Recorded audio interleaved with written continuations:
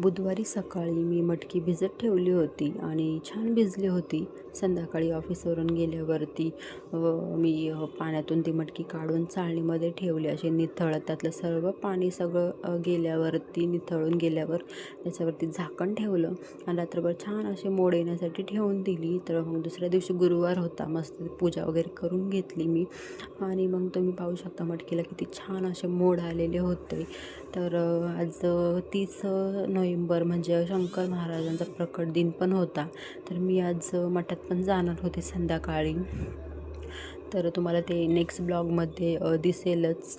मग त्यानंतरून टिफिनची तयारी चालू झाली माझी इथे. तर मी मटकीचीच भाजी करणार होते टिफिनला. तर मी कढईमध्ये थोडं तेल घेतलं, ते गरम करून त्याच्यामध्ये एक बारीक चिरलेला कांदा तो छान असा परतून घेतला. त्यानंतरून त्यात टोमॅटो टाकलं. तर हे लाल टोमॅटो आहे पिकलेलं, तर त्यामुळे छान असं चव येते अजून. तर ते छान सॉफ्ट वगैरे होऊन दिलं. मग त्याच्यामध्ये आपले मसाले टाकले, जसं की आपलं हळद, त्यानंतर लाल तिखट, धना पावडर आणि आपला कांदा मसाला आहे तो पण टाकला त्याच्यामध्ये थोडासा आणि छान परतून दिलं आणि बारीक गॅसवरतीच मी हे छान परतलं. त्यानंतर आपली मोड आलेली मटकी आहे ती त्याच्यामध्ये टाकलेली आहे आणि तुम्ही याला मटकीची उसळ पण म्हणू शकता किंवा मटकीची सुकी भाजी पण तुम्ही म्हणू शकता. तर तुम्ही पण नक्की ट्राय करा आणि कशी वाटते रेसिपी मला कमेंट करून नक्की सांगा.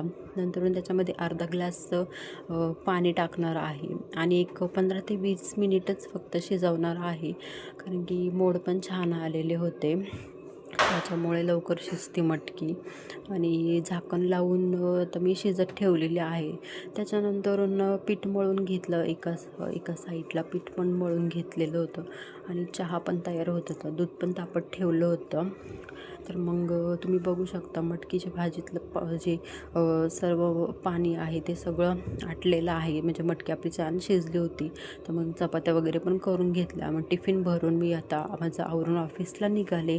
त्याच्यानंतरून पाण्यावाल्याने असे जार बाहेरच ठेवले होते, कारण की मला उशीर झाला होता ऑफिसला जायला, कारण की ऑफिस आमचं लवकरच टायमिंग आहे, पण मी उशिरा गेले त्याच्यामुळे पाण्याचे जार असेच बाहेर ठेवले होते.